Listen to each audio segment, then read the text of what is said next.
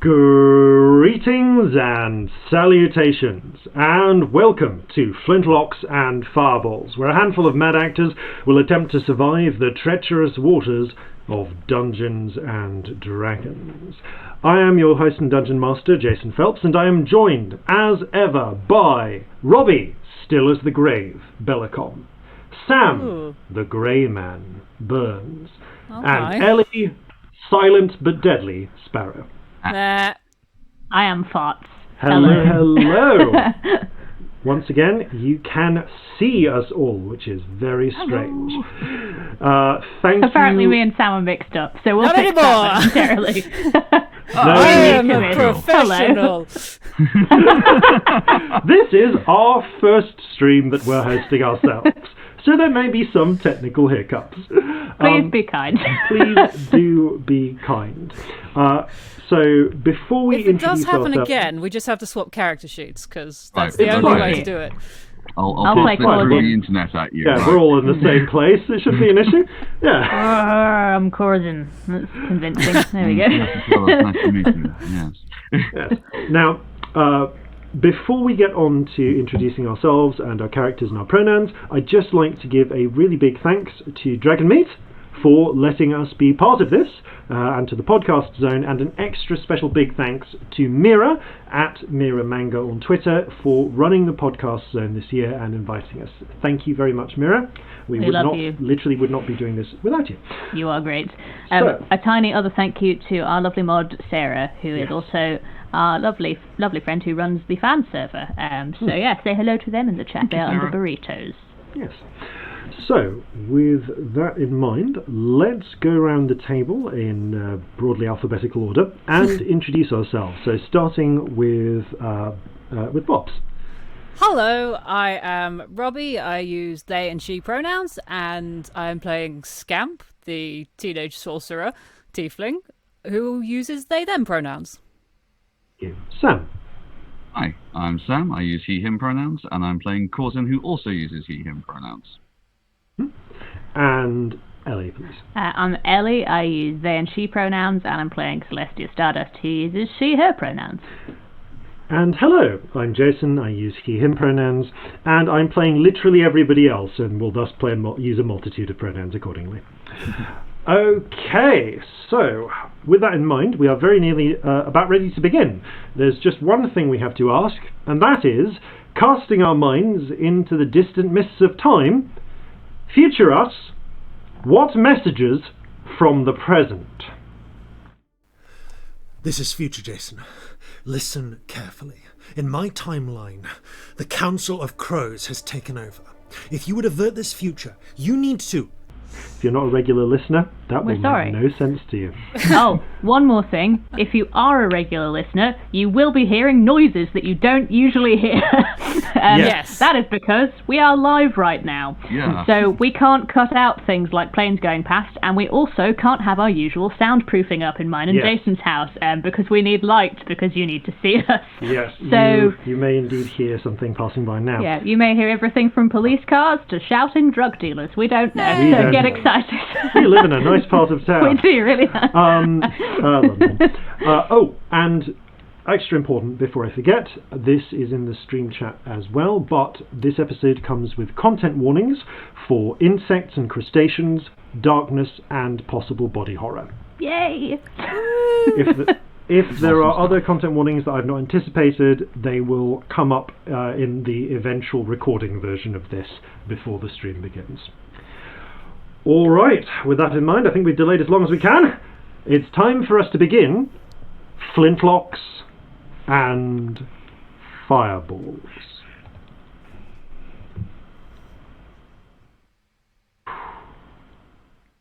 Previously on Flintlocks and Fireballs.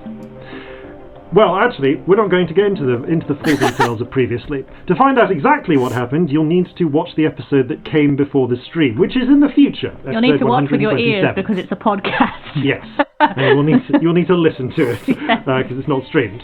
However, of the pertinent details, amidst the ongoing siege of the city of Newmark on the continent of Sunder, the party have just experienced a moment of calamity. As the three party members, Celestia, Scamp, and Corzin, were preparing to head back into the city of Newmark, having just finished some business on the eastern piers, Corzin noticed something out of the corner of one of his eyes. Corzin, it is important to mention, is wearing a belt that covers him in tattoos of eyes, allowing him to see in all directions at all times, and, very importantly, in between reality. However, just at the moment that you noticed this, Corzin, something snatched out of thin air, and you found yourself caught by some sort of spindly grey tendril and pulled. There's a moment of resistance, as if you're pushing against some sort of unseen barrier, and then it goes. The colour bleaches out of the world. Everything turns to shades of monochrome, as if black, white and greys were the only paints in the palette of the world. The air turns chill, but when you exhale, your breath does not condense into a fog. There's no wind, no breeze, save the soft motion brought about by your own breathing. And in the echoing silence, for just a moment, your breath is loud. But before you can come to grips with that, there is something else here with you. Corzin, you spin and see what has grabbed you. It's larger than you, actually. It's about the size of a human, of a full-grown human man, but there's nothing mammalian about it. The creature resembles a cross between a prawn and a lamprey, with chitinous plates on a worm-like body, around 20 scuttling legs, and a pair of spindly tendrils for snatching its prey, one either side of the circular tooth-filled maw. Thanks, I hate it. Why is it always circular tooth-filled maws in the live shows? Oh yeah, it was the same in the last one, wasn't it? It was, wasn't it? It was, yeah. We did this in February. We did, but we're not in the same place. No. Before I get to what's happening on the other side of this momentary, of this divide, we're actually going to have a very quick moment of combat. Corzin, roll initiative. No. You are the only one who can affect Oh no! No. Okay, that's an 18. 18. Okay, you actually gain initiative. You are momentarily wrapped in the tendril of this creature as it's trying to pull you towards its lamprey-like mouth. What do you wish to do? And could you please give a very quick description of your character? Yes, I was about to say this. Corzin is a 2'10" halfling man with a impressive array of weapons, both gunpowder and swords, and a number of different other things. He's got a battered tricorn hat on the top of his head, and a general sort of sailor's garb besides. And he's currently looking up at this monstrosity. And you're also covered in tattoos of eyes. Oh yeah, yeah. As a result of the belt he is wearing, which would be a choker for anything else. Yeah. Right. He's So going to look up tiny. at this monstrosity, which is sort of looming over him, and he's going to say, "You just made a bad mistake, friend." And he's going to unsheath both of his swords and try and cut the tendril that is holding him. Go ahead, roll an attack. Okay. Roll 2 attacks. Potentially First 3. one. Okay, first one, that's an 18 to hit. Hits. Right. I'll roll damage. That's an 11 slashing. 11 slashing, got it. Yep, second one. That's only a 15 to hit. That still hits, roll damage. Okay. 7 slashing damage. Okay, and you going to use your bonus action for a third attack? You know what? I'm going to use my bonus action to cast Hunter's Mark. Okay. In this instant, you slash once with Death, the silvery blade that always seems to be as if it's catching the edge of moonlight. As you slice up, it catches one of the two tendrils and slices it through the center of it, freeing you. You strike with a monstrosity. This is a monstrosity. It's my favourite enemy then. It's your favourite enemy. As you strike with Riptide, the adamantine blade, you actually drive it into the side of the creature's armour with a crunching.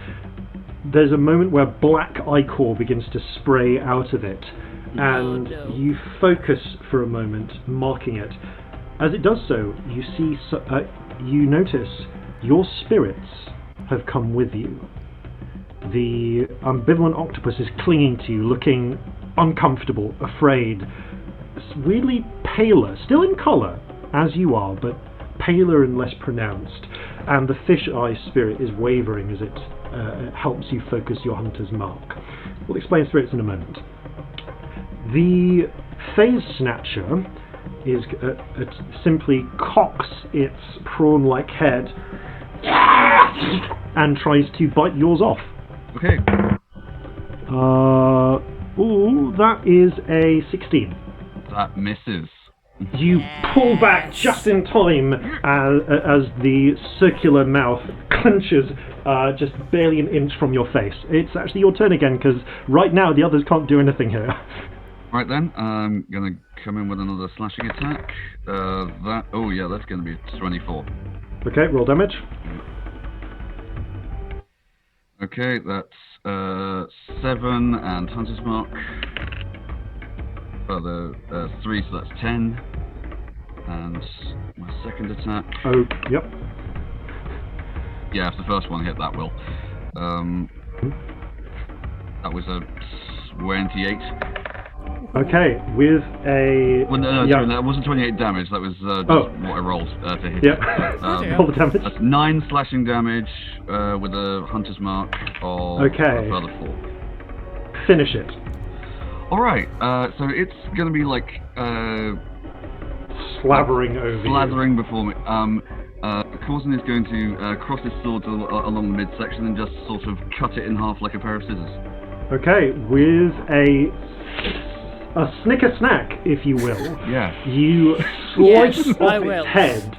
It rolls for a moment, hitting the ground, and you step back to avoid being sprayed by the black ichor.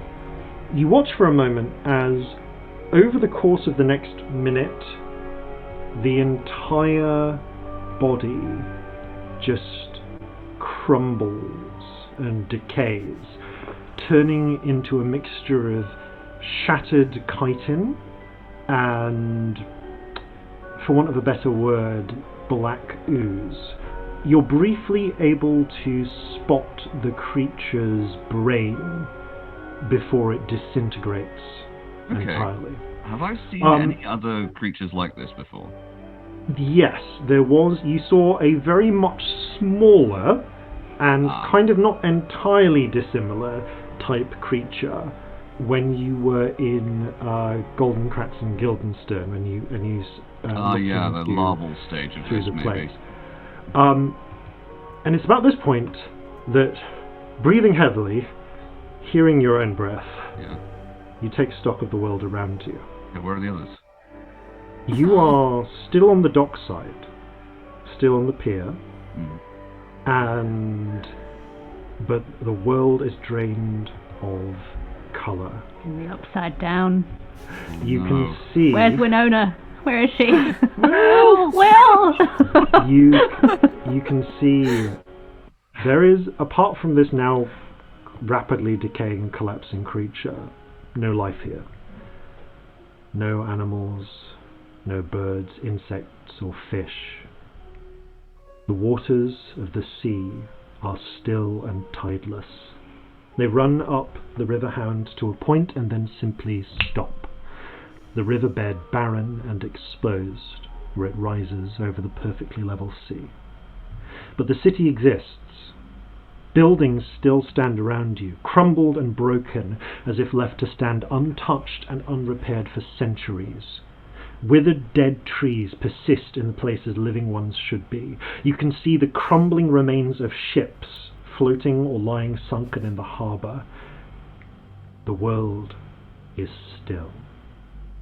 And focusing with your sight, you can just see the shadowy echoes, like indistinct, barely visible, of people going about their lives completely unaware of what's happening.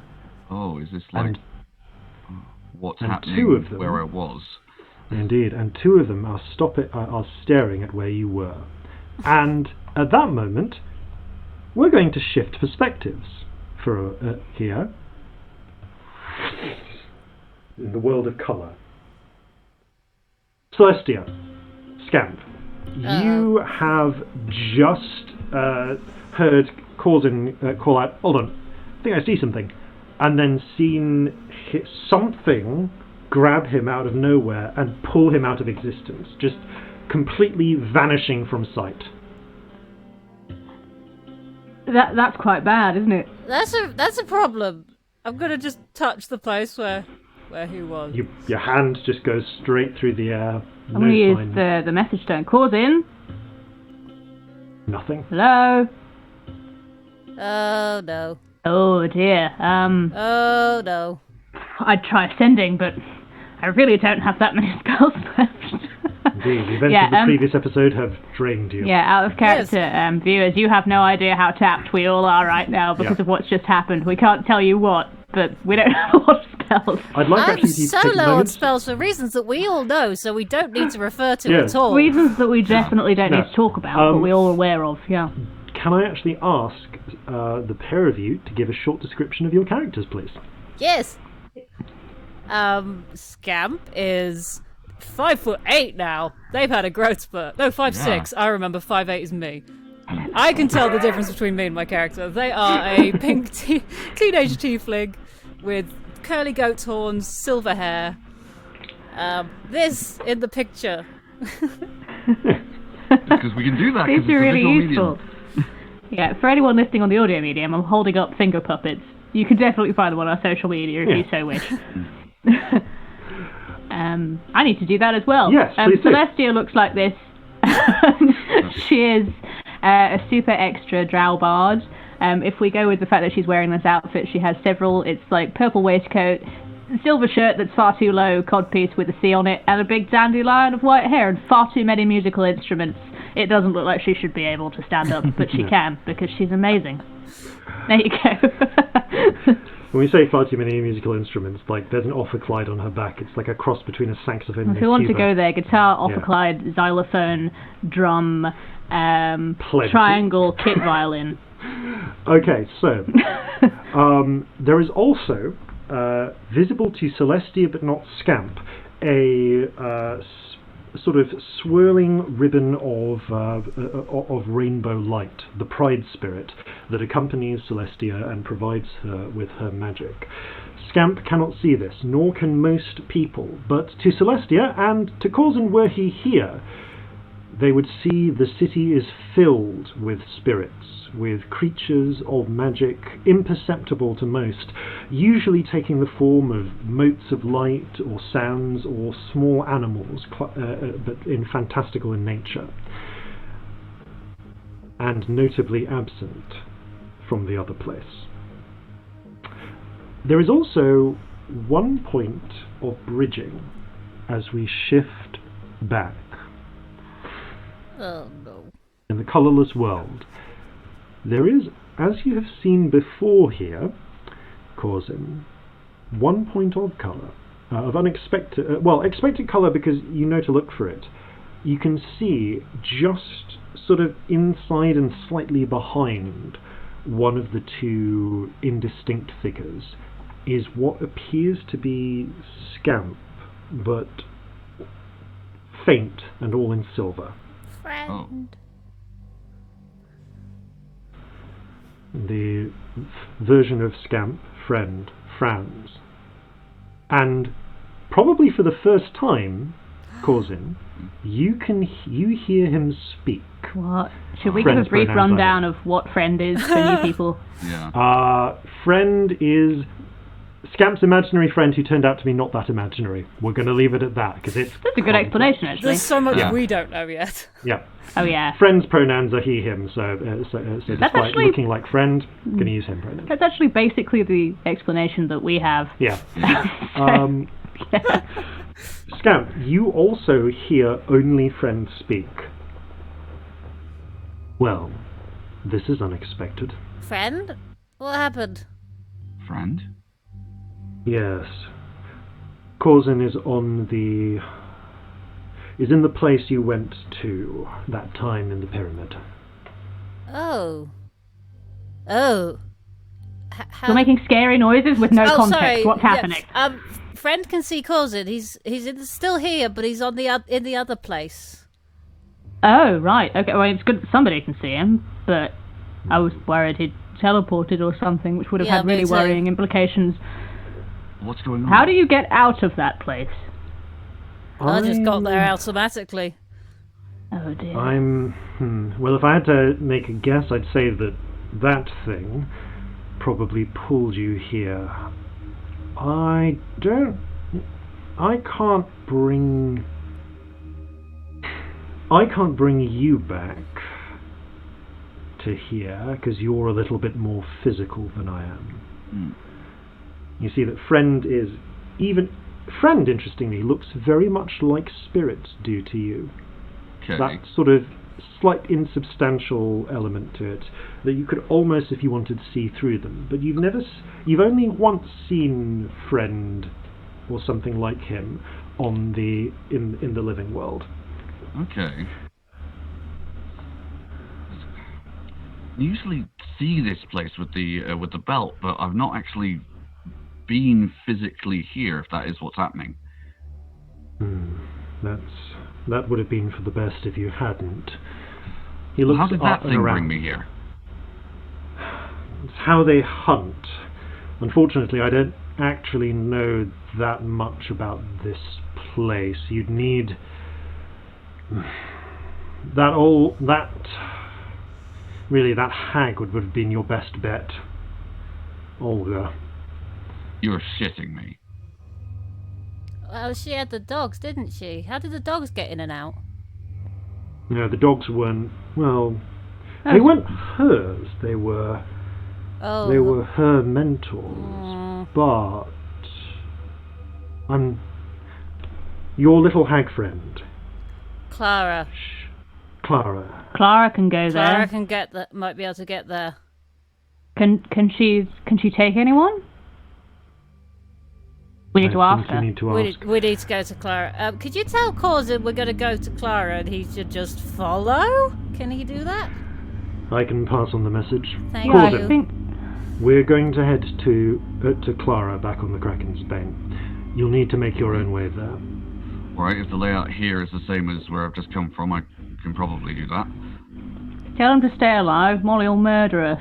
Stay alive. Your wife will murder them. Yes, she will. Right. It'll be our fault if he dies. Right, come on then. As Scamp and as you see the shadowy forms of Scamp and Celestia move off, Friend follows after them and becomes indistinct. Looking around, Corzin, you realise diabees. You so many diabees. It's not a motorbike. Those don't exist those here. don't exist. You look around and you can see that things are not quite as they are. Much of the outer edges of the city do resemble what you saw before. They are still... The streets still have the layout, even though the buildings are crumbling. The river is still in the same place. But towards the centre of town, near to, I want to say, Midtown and St. Stitchfathers, the buildings seem to have crunched together crumbled and formed some sort of mound. And it's strange. In places it looks almost as if the sky is cracked. Splinters of darkness cutting through the air. You'll need to make your own way back to the Kraken's Bane, or at least to Little Feroz, near where it is moored. Yeah, am I able to navigate reasonably well given my knowledge of what the city is usually like? You are. You sort of have to move around the edge of the city, and you do make your way. But as you do so, things are broken, filled with rubble, difficult. I'd like you to make a perception check, please. Does this have advantage because it's site-based? Yes, it would. Okay. Alright, that is a 21. Okay. You are able to pick your way through the ruined streets with not too much difficulty, but around about the point where you reach, I want to say, the Garment District, heading towards the Triangle, you find that you find something curious.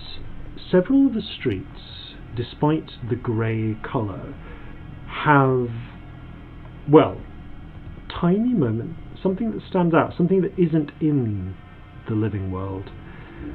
This world is absent light and shade. There is no sun in the sky, but the sky is simply black above you, and yet everything seems evenly lit. Apart from diabetes. Damn motorbike. These damned diabetes. How long can you rev for? Wow. Celestia and Scamp are just being someone has knocked over a bee hive, and they're just fanning off bees, trying to get.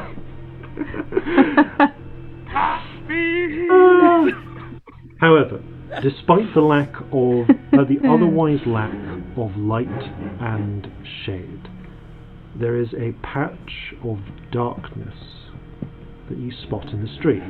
A few of these dotted here and there that grow more and more intense towards their core and then solidify into something that looks almost like smoked glass.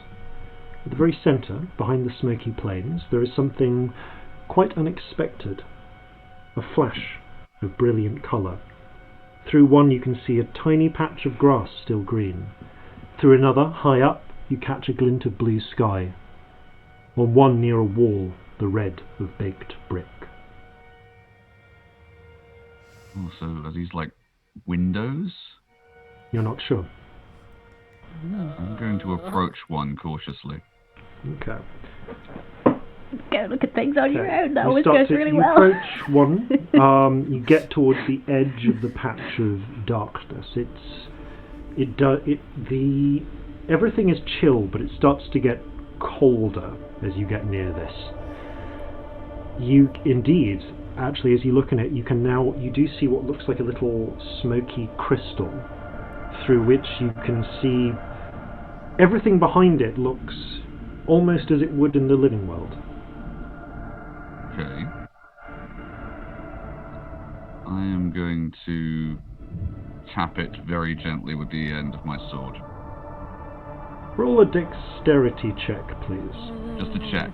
Okay. Yep. Concern. So 13? That's concerned. 13. As you gently tap it, it seems to move. It moves a little bit. And as you pull the tip of the sword back, you accidentally flip it.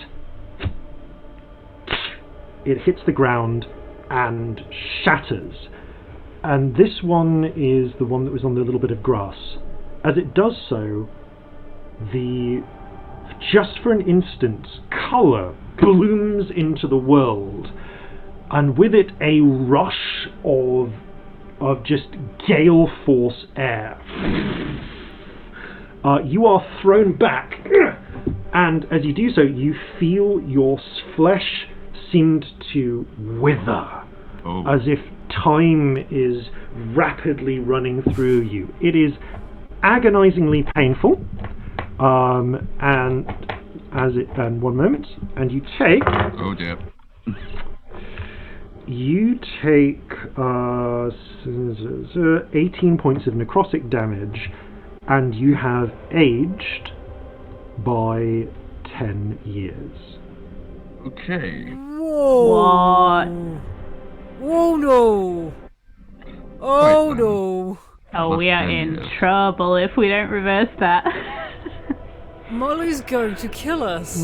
Molly's You gonna look down murder and us. see that your hands, although you're nearly 60, you would be tomorrow, but you can see the veins on your hands are a little bit more pronounced. Like you're halfling years, so it's 2 for each human one, but still, you are visibly a little bit older. It's a little concerning. Oh, that's weird. Looking Also, at these, that wasn't aching a minute ago. you probably could pick one of these up, but you'd have to be very careful. Now, as you by the way, one thing as I mentioned before, there are no spirits here at all, and you notice the octopus just like cling to you harder as this happens. They are silent and shivering. I don't think that was a very good idea. They shrug, but in a way that seems to indicate, yeah. Right, I'm going to keep my eye out for any more of these, but I'm going to try and continue my route towards where I You think. carefully avoid these for the rest of your route and make your way back to the docks.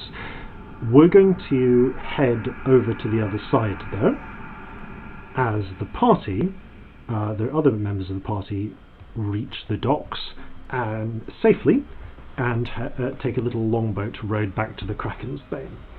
Aboard, you quickly make your way aboard the ship, and I'm assuming you're going straight to Clara? Yeah. Okay. Yes. You head down, you knock on the Clara! door where she's staying. Clara, everything's terrible, help! Everything's awful. Please fix it. The door opens, and you can see behind there is what appears to be a small girl. Human, maybe 8 or 9, with flat blonde hair tied back in a tail, a sallow, pale face marked with pox scars sunken below dull grey eyes. She's wrapped in a blue felt coat with a green dress and gloves, and some solid hide boots beneath. She looks tired, but smiles at first and then frowns. What's wrong? Something really weird has just happened. Corzin sort of got grabbed by something, and now he's in the other place. How do we describe that? You've been, I haven't. Stillwell. Sure, that's actually a really good description for it. That's not good. No. Do you know what he did with the with what took him? Friend? It looked like he cut its head off and then it turned into some ooze. It's dead. Damn it. Is that bad? Is that not good? Is it not good to Not- kill the monster? No, killing the monster is good. I just slightly wish he'd done it when I was there. Oh, okay. This, right. I've seen you told him to come here? Yeah, friend, did he listen? It seemed like he did. Okay. Right. Okay.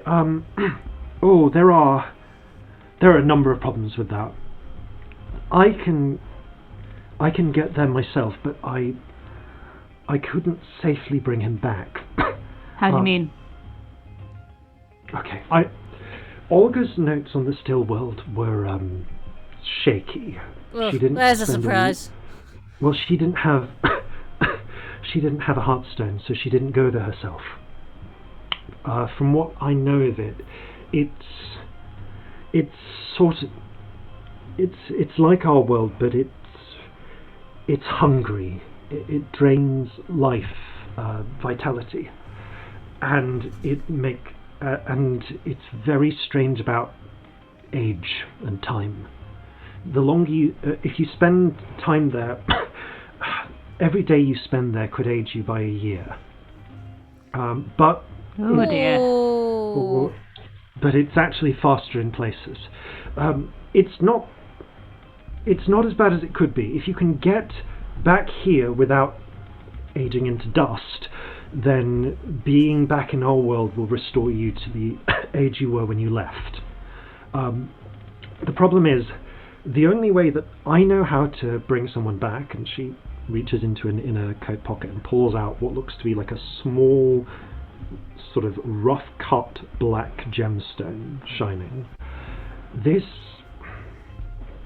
I can go there and I can come back and I could take someone, but the return journey ages you about 100 years in an instant. I can't do that. It doesn't really. I can do it because I can't die of old age. But anyone who you brought with you Would age, and then if they survived it, would turn back. So you'd probably be fine, Celestia. You're an elf. Scamp, it would be touch and go for you. How old's Corzin? Nearly 60? Yeah. Something like that. Half things usually cap out around 120. 60 like Okay, well, that's... There are other ways. if he's aged 10 years, how old is he now? It'd be He's nearly now 70. almost 70. So no, he would be- he is how now old would he? 69. Nice. Nice. That's how old he you. is. Thank you. So, right. The best way would be to get another snatcher, but those are, as I understand, those are pretty rare, and they can sort of come to and from freely without causing that to happen. Alchemy. I can do this with alchemy. Oh. She reaches to a corner and pulls out a huge sort of luggage, luggage case, and starts rifling through it, pulling out a series of small bottles and what looks like a jar filled with a kind of slightly greenish, translucent goop. Okay. This jar will preserve things. Whatever you put in it from time, from decay. It sounds, the moment you kill one of those things, they're going to start breaking apart. They're going to start rotting. But if we could get one of their brains out and into this before it completely rotted away, I could use alchemy to extract its ability to shift between this world and the still world. And you Okay. can give it to Corzin. I could give it to any of us, and we'd be able to bring the others back. Okay, so we could go and get him. We can all go Yes. get That's him. good. Good. But we need to find a new one of these, and There aren't any on this side of the... They live there. They only come here to hunt. And Right. the easiest way would be to go over there and find one. Okay, I think I can. I can bring both of you there. Where's Jeffrey and Marjorie? Oh, You no. look round. There's no sign of them. They've gone off on their own Are they in adventure. there too? Did we ask about that? Friends? I didn't see them, says friend. Okay, they're not in. They're doing shenanigans, it's fine. Probably for the best. I'm worried about the shenanigans they could get into right now. Oh, I well. mean, Jeffrey's already basically a crime boss at this point, so, you know. Yeah. I'm sure we'll find out later in episode 128. Now, okay, we don't have Corzin doesn't have the most time. Give me a minute to pre-prepare a solution that will allow me to turn the brain into a potion. Okay, I have a question. Yes, ask. She starts so- meddling with a sort of pop. Is there a way that thing he on could his try head. and get back before we get to him and not know about the aging thing? Say that again. Like, if he tries to get back before we get to him and he doesn't know about the aging thing, could he potentially just die? We should probably warn him. He could. There are some dangers out there. If he reached a stasis crystal, perhaps that could risk aging him. That sounds terrifying. Friend, can you warn him? I can try. I can't get far, but... Wait, he didn't. He's not here? I assumed he'd followed us. Not I think he was a little bit behind. Why is he not here? We've been a while. He has tiny legs. He does have tiny legs. He literally has a shorter move speed than you. Yeah. And he has to tread carefully. They're like little finger legs. Yeah, Celestia gets out her real finger puppet. I mean, he's only this big. You know? I don't see a size difference between this and real Corzin, particularly. No difference. It took him a really long time to walk on his little legs to get all the way here. He's probably dying. Why are we being so stupid? I'm horrified. We're bad friends. We are the worst. Okay, I'm finished with the preparations. So long as he doesn't find one of these, she holds up the Heartstone, he'll be fine. That's the only other way I know to get back. There might be another, but these are the two ways I know of. Right. All right. Maybe we shouldn't be on the ship when we do this. Would that be bad? Why would that be bad? It might not be here. Yeah, we might fall into, like, horrid... No, let's just not be here. This is not good. Let's get onto the shore. Sanctum's bad, is that what we're saying? No, this ship's not a permanent feature. It just might not be in the other place properly. My head hurts. Okay, let's go on the land.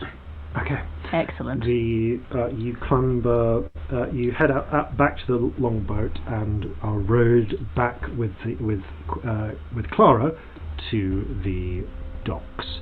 It's about this point, Corzin, that you reach the edge of the docks. You can see the docks on the western bank are crumbling ancient wood.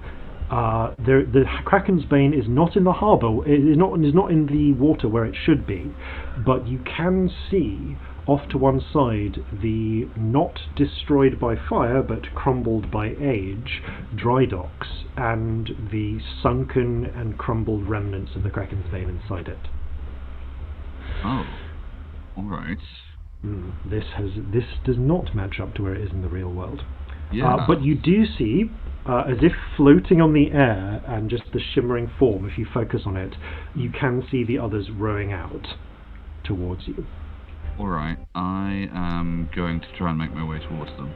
You do. The three of you climb up onto the pier about the same time that Corzin reaches you. You hear both Friend, can you see me? Here. I can. Corzin's here. Oh, good. Has already been eaten or something. Can that happen if you're in the other place? Aged horribly. He's fine. He's fine, apparently. I didn't even hear that firsthand, and it sounds suspicious. It sounds suspicious. What does fine mean? We need to get to him before he does something dumb. Okay, everyone, take my hand. Okay. Clara has a Heartstone wrapped in one hand. I take it there is a plan going on here. There is. I'll let them explain. Okay, now the thing is, this is all about what the stone lets me do is see things.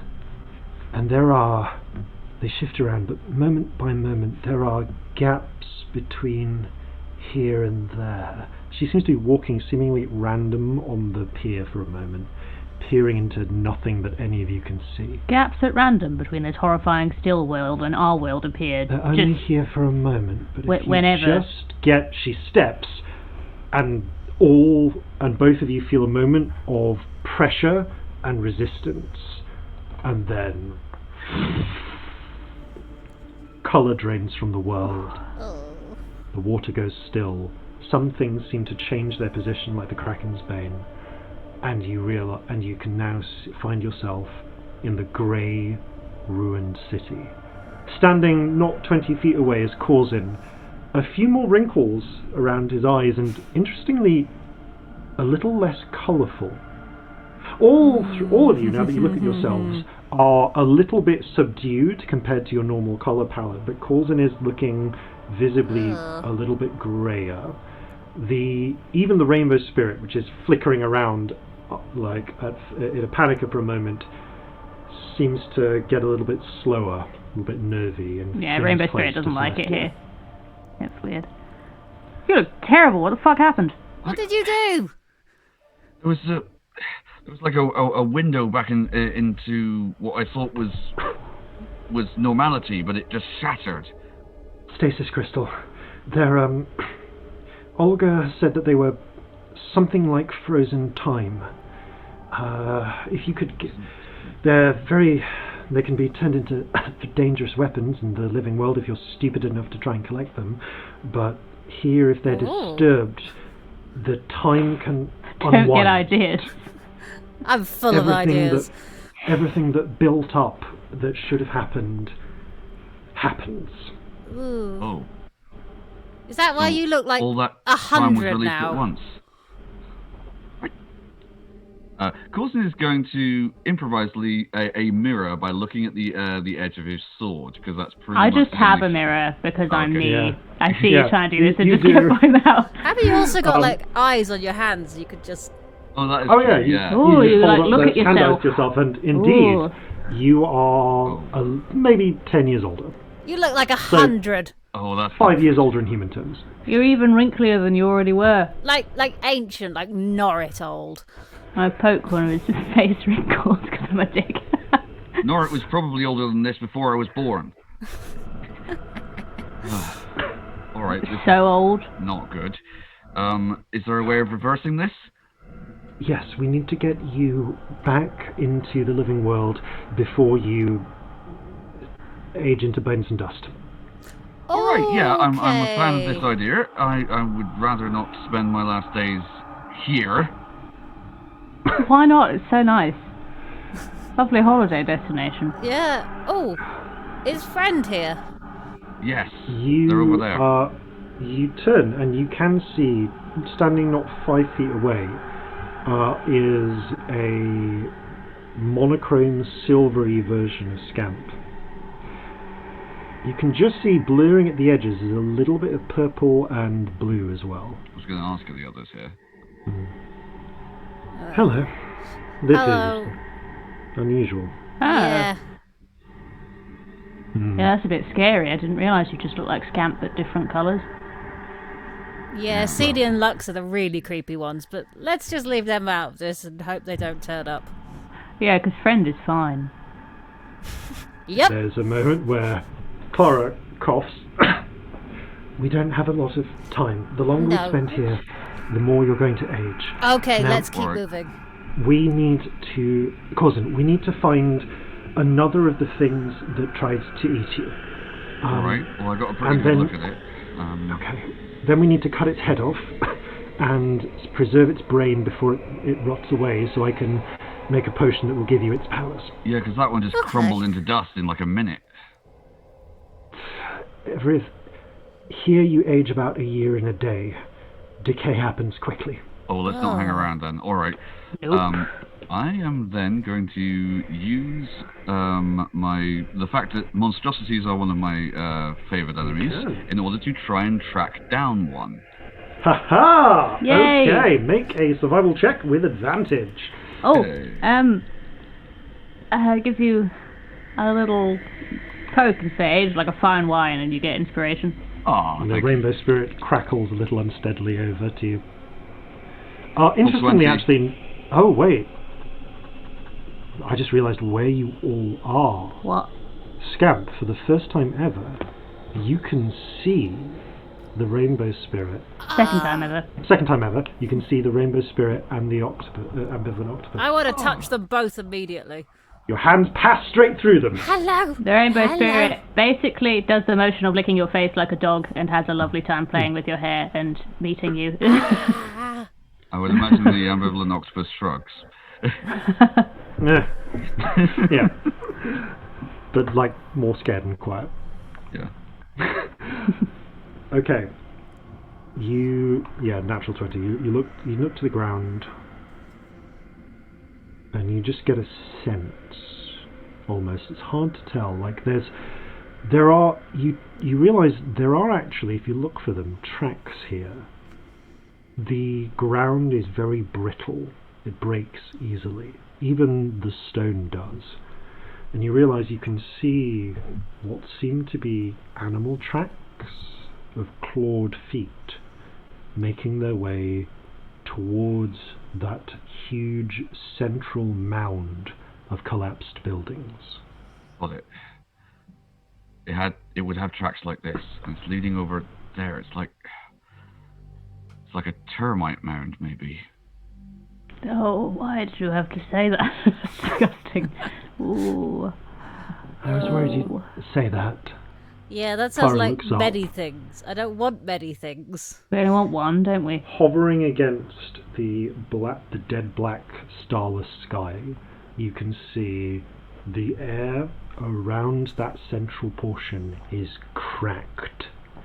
The sky is shattered, radiating out from what you can see might be tiny flicks of colour in the air. There are spiderweb threads of flickering shadow and light just running through the air, across the ground, up through buildings, unmoving, but closer and more numerous as you get nearer towards that central mound. I'm not sure I like this. What actually happened here? Why is the city broken? Why is it not broken where we are? Oh, but it it's broken always here? looks like that. Is that a normal explanation, or did something actually happen? Everything normally looks crumbled and decayed and age-worn, but this is the first time you've seen like buildings moved, physically moved from their position, because it looks as if everything, like the whole city is crumbled and broken down, but it does look as if buildings have been like bunched up and shifted into a huge mound. Huh.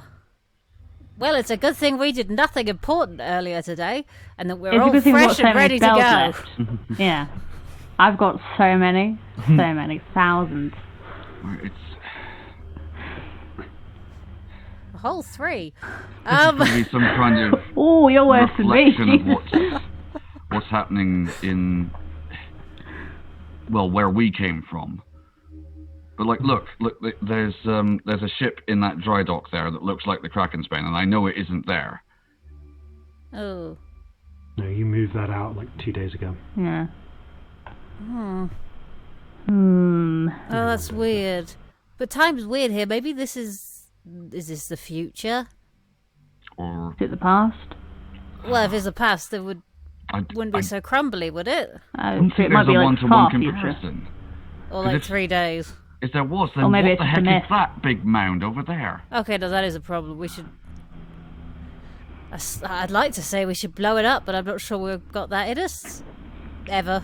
Let alone today. I've got a couple of big uns, but If it comes to that, Strange.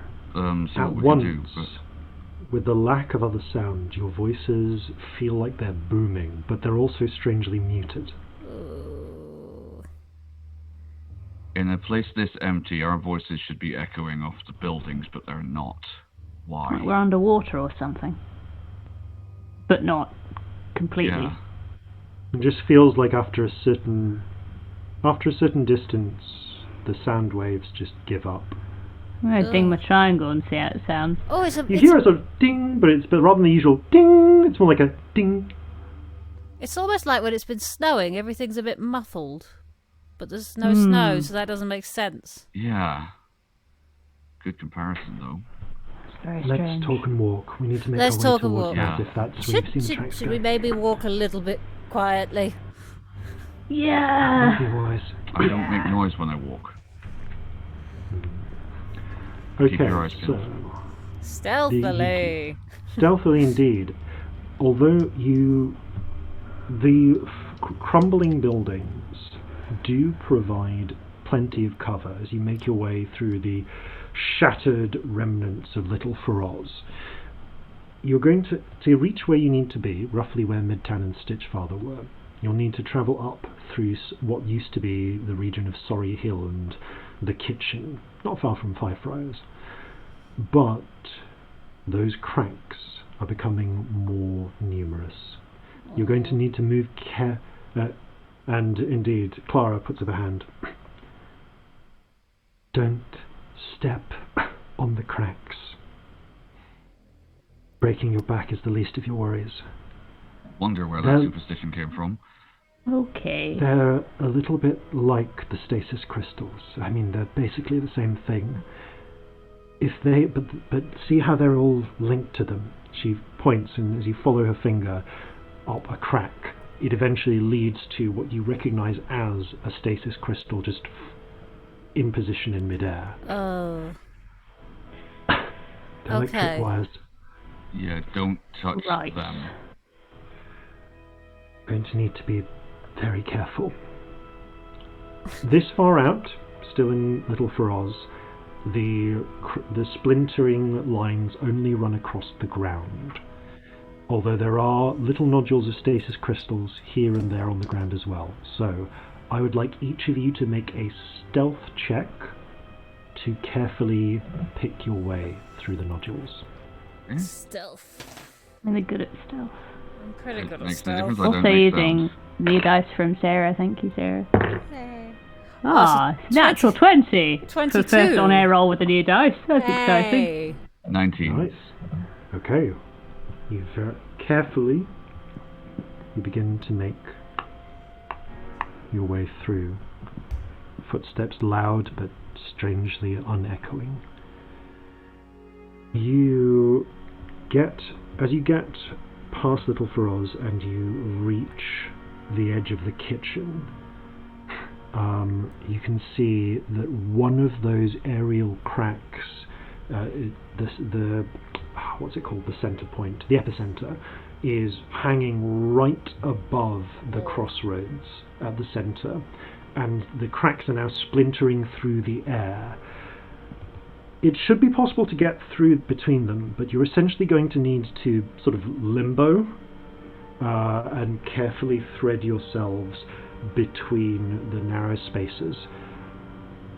I'd like each of you to make an acrobatics check, please. No. Okay. Tides of Chaos is active already?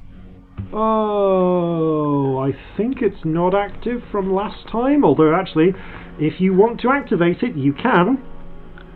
If you want to discharge it so you can use tides, you can. So 19 on the acrobatics. That's 24 from me. I'm gonna hang back until they've got ahead. Then I'm going to activate it because I'm terrible at acrobatics. Okay, roll a D100, please. 46. Okay, so Oh, that was a face. That was a face I can actually see this time. Oh no. So Scamp hangs back on one side of the crossroads.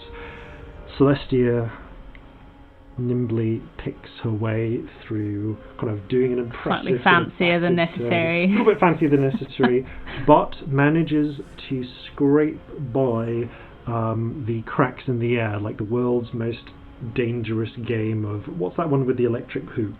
Can't remember what it's called. Oh, the like Steady hand. buzzer thing. Steady hand, yeah. Yeah. Calls in, kind of goes down, kind of crawls under one, gets up, steps over one on the ground, and also carefully threads his way to the other side. This is like spelunking or like caving. Scamp, Like. you take a moment to prepare yourself, and then as you try and relax, get yourself ready, you just feel something unlock inside you. Huh. And then a surge of magic fills you, and you are propelled upwards into the air, Uh-oh. No. passing right through one of the cracks. Oh no. Oh no.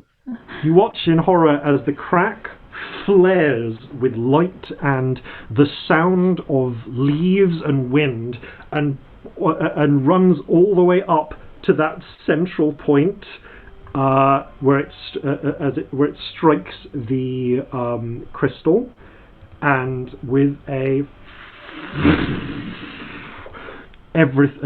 reality suddenly bursts back into existence just for an instant. before it becomes grey again. And in that instant, there is gale force wind. Stalled pressure from the ground begins to release, and everything rumbles and cracks around you. And you know what, actually, let's go for a slightly more dramatic sound effect to that one. A little jazzy for the Yeah, a little bit jazzy. Not slightly And you aged 10 years. 10 years. Yeah, there is a weird sense of there we go. And as it all flows out, the ground rumbles and cracks. Huge, jagged lines appear in the floor. Buildings start to rumble and crumble as the discharging knocks another stasis crystal, unreleasing it, knocking another stasis crystal, releasing it. Oh, no. So having just cast Levitate upon yourself unwillingly,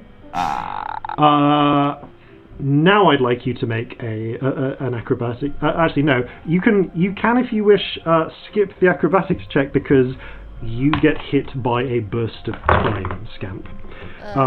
So you aging is going to be so dramatic. You age.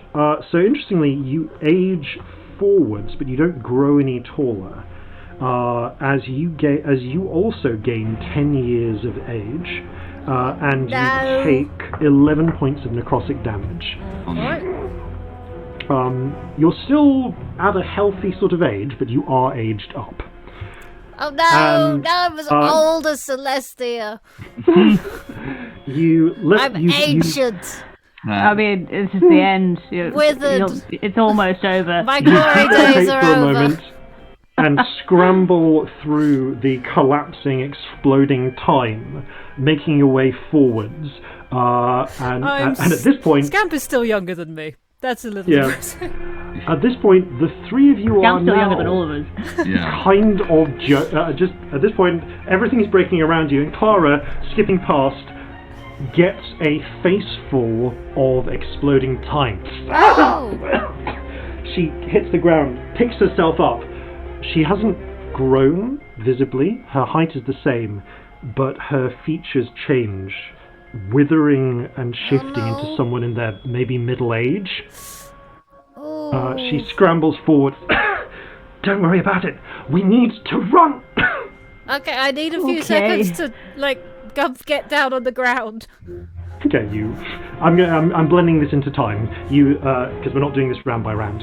You hit the ground again and start running through all of this.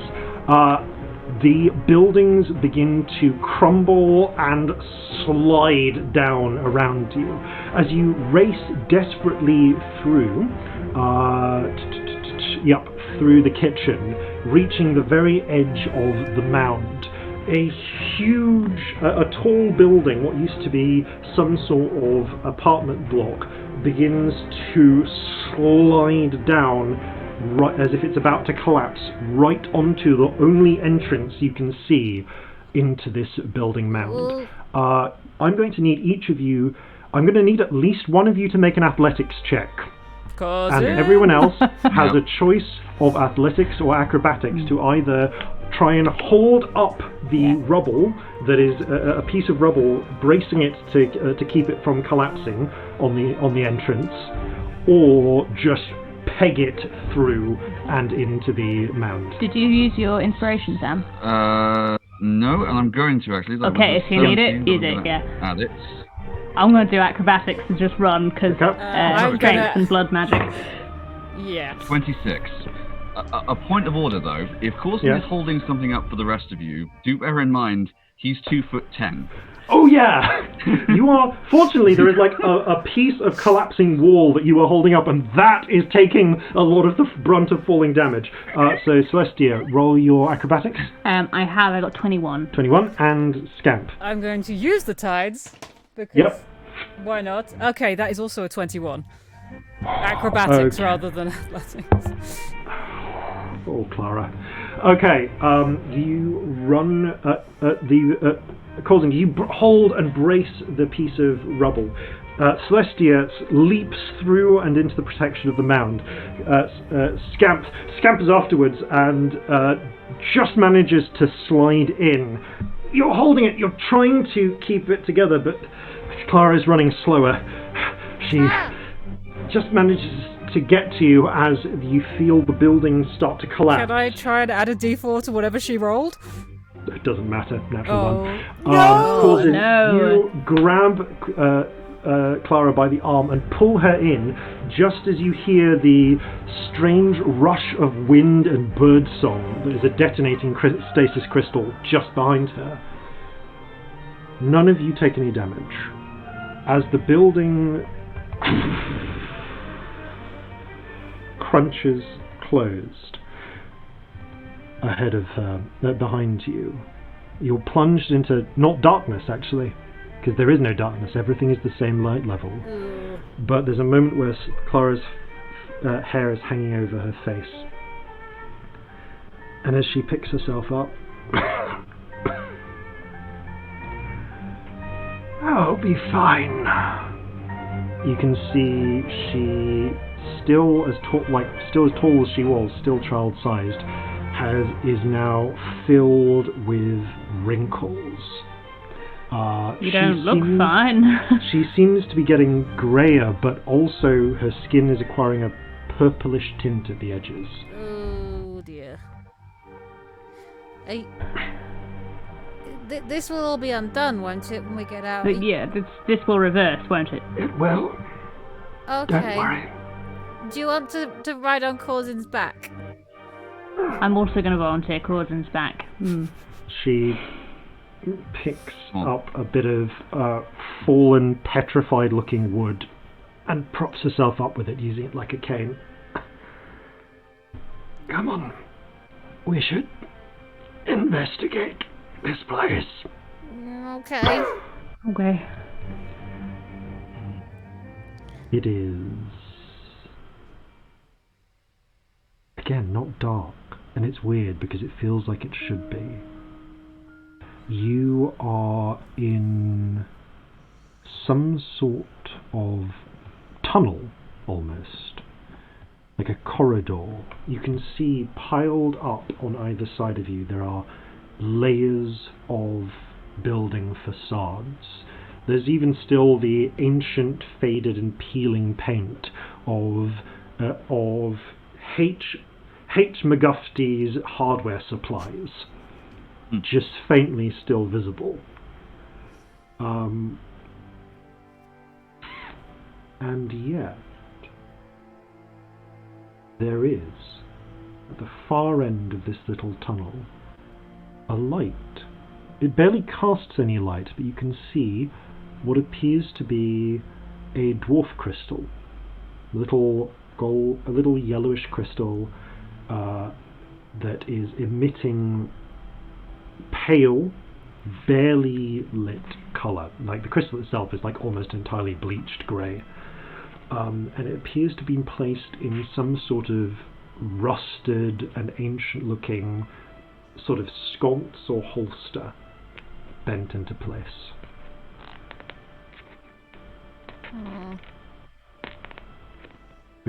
The passageway bends off to a side beyond that, where you cannot see. I feel like that shouldn't be here. Yeah. Why is Someone that put here? that here? If they did, That's they must in have done place. so recently. Wouldn't that just decay with everything else here, Clara? In time. But the iron could last for a good long while, and dwarf crystals will never actually break. So someone could have put it here a while ago. But it's not... like, this isn't where it came from. Then perhaps there was one in the city somewhere. There is a fashion for them in the houses of the wealthy. They have them a lot down below. But they What would if not we have nicked been. it? What would happen?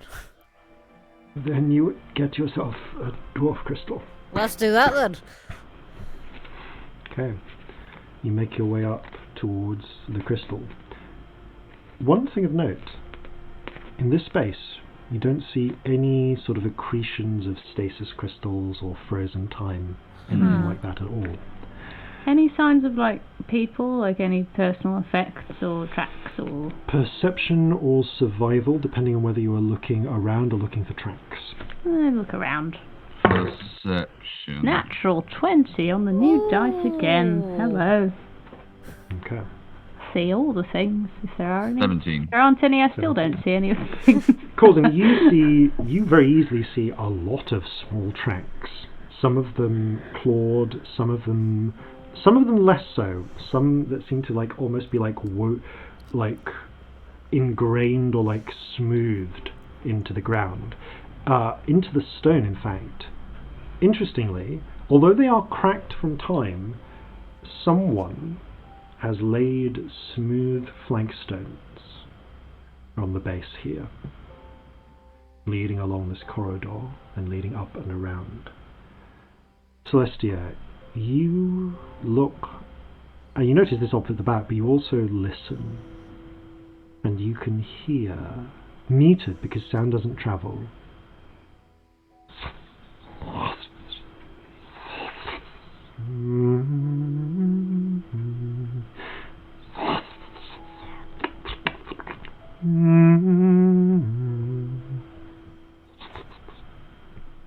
coming from somewhere beyond, somewhere deeper into the mound. Anyone else hear music? Nope. I think so. I mean, there's a sort of hissing, clicking, and music. You have to really strain your ears to catch the edge of it, but you do. Right. Oh, I don't Why is there music here? There shouldn't be music here. That clicking was the noise that thing that grabbed me made. Oh, good. Did it make any music when it grabbed you? I mean, that would sound like a ridiculous question, but there was that No. musical monster in the Dreamfold, so we know that's a thing. No, it's a good question. It didn't that I noticed. Okay, so maybe something else, or... Do we recognise the music? Nothing that comes to you immediately, but you do see friend frown. He reaches out and puts a hand on your shoulder. You can't actually feel it. There's no substance to it. Tread carefully. Okay.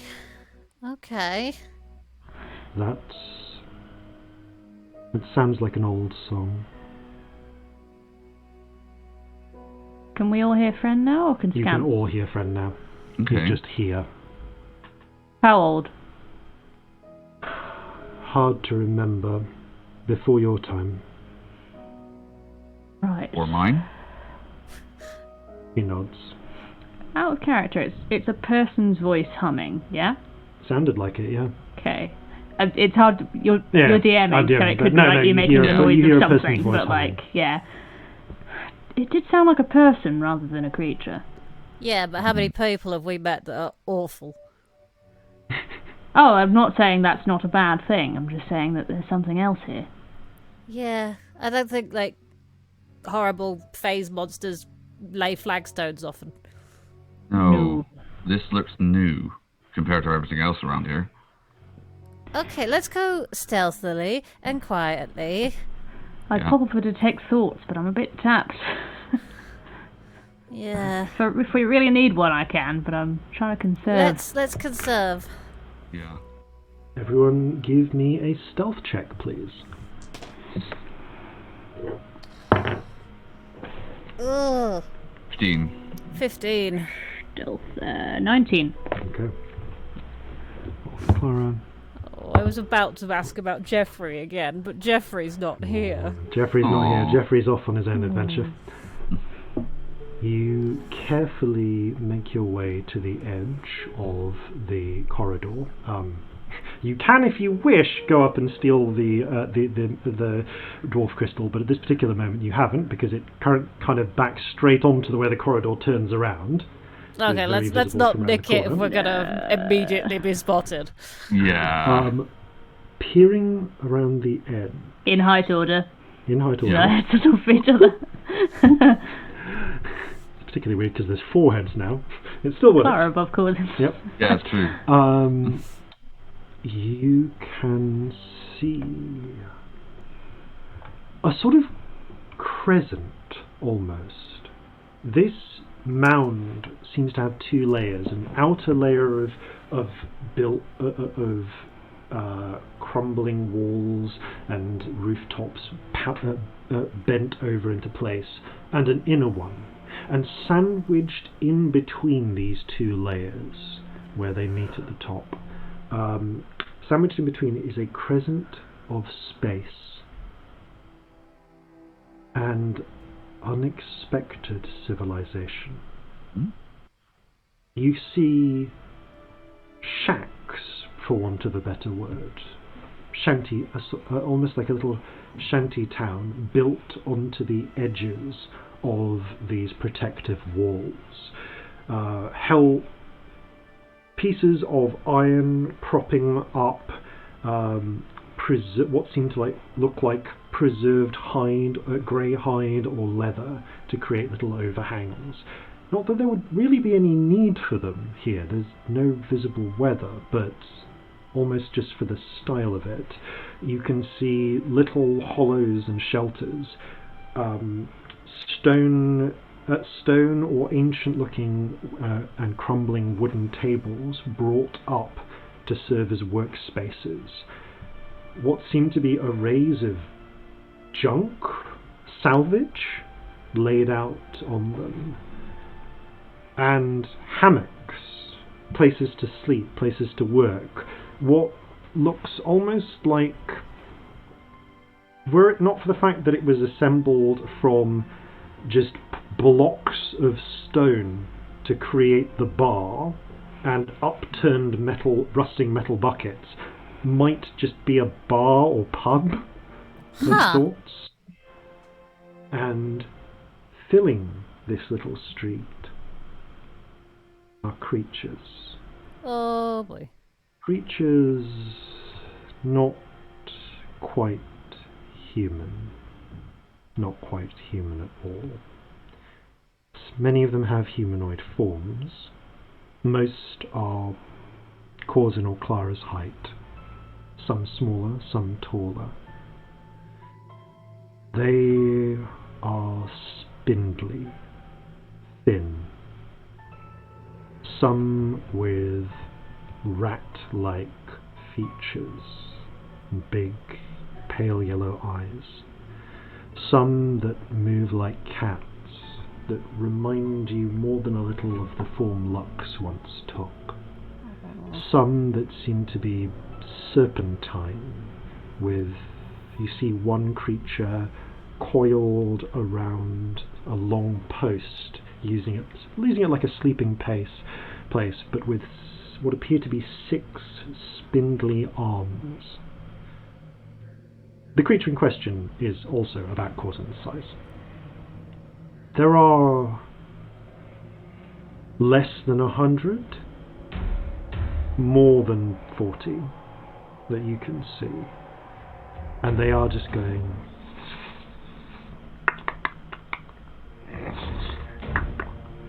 but wafting faintly through the air before the sound kills it, you can still hear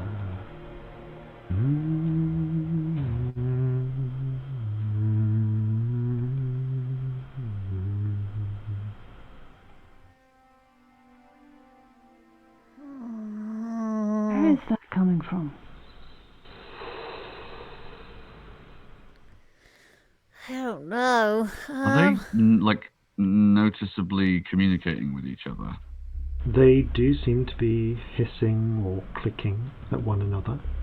Okay. You can actually see, they don't seem to have noticed you yet. You see in one corner there is what looks like almost like a weirdly like hench little rat-like creature, but humanoid, which has taken like a hammerhead. The actual handle seems to have rotted away, and is pounding rusted iron into shape. Seems to be making another of those little sconces with it. But again, the clanging is tinny and distant. Are these the things we have to kill to get home? Because I feel weird about that now. I hope not. The thing that grabbed you had like long... Yeah, this is not... wiggly bits, the didn't thing it? that grabbed me was bigger than these. Much bigger. And had lots more teeth. Was it like a person or an animal? Because these are like people. No, it wasn't humanoid at all. Okay, that makes me feel somewhat better. Good. Clara, what are these things? They've seen us. Oh, well, we weren't exactly quiet. Well, should we And just you own see it? I step several out. of them are turning. Sorry. Hello. Own it. I step out and wave. Hello. Hi. We're They not begin- coming here to cause you any harm. Look, hands with nothing in them. Visitors. The bestial creatures all lock up. Hi. Some of them begin to reach for objects. No, it's possible okay. weapons. It's okay. They start to move closer, and then you hear Oh boy. portions of the rubble seem to move and shift. Corzin, you catch... Actually, no, all of you have got pretty good perception now. You No. catch... No, not Scamp then. You catch sight of Everyone else. something My passive is still moving. 10. Something Wow. moving in the rubble. It seems you catch the sight of mottled black and gold scales. Something huge. And then the rubble seems to settle a little, and there is a pouring of yellowish black smoke outwards, which coalesces into a form ahead of you. And you just hear, as the smoke is settling, a voice. 3 of you hear the voice. Not Celestia. I'll get to what you hear in a moment, saying, "Hold now, hold. There's no need for us to be enemies." Yeah, that's what I'm doing. And yeah, you see, he seems to be saying it more to the various creatures behind him Okay. than to you. And you see the smoke. One particularly like bee-like creature in the corner is like in Like a panic. that. Like that noise Yeah, just there. that noise. Yeah. That noise just It's there. making those noises. It's making those noises. That's not a Yeah, motorbike. yeah, It's fine. Oh my god, what I is know, wrong right? with this person? Go away! We normally cut this out, folks. Right. You see the smoke coalesces into a humanoid figure. Not much. About On a the same. motorbike. The bee just like the little bee creature like buzzing around in a panic, gesturing like one of the others just like gestures for it to calm down. Not going anywhere, folks. Sorry. You see the creature. You see them form into a humanoid figure, about the height of Celestia, looking not unlike a tiefling, with a serpentine cast to their features, lightly mottled black skin and a snakeskin coat with mottled black and gold patterns, as well as golden eyes and golden horns, like that of a horned snake. There is actually something slightly of Casimir about him, you see. So, welcome to the welcome to the walking bazaar. It's been a little while, a long while, since we had such visitors. Now, Corzin, Scamp, you hear this. What do I Celestia, hear? you hear.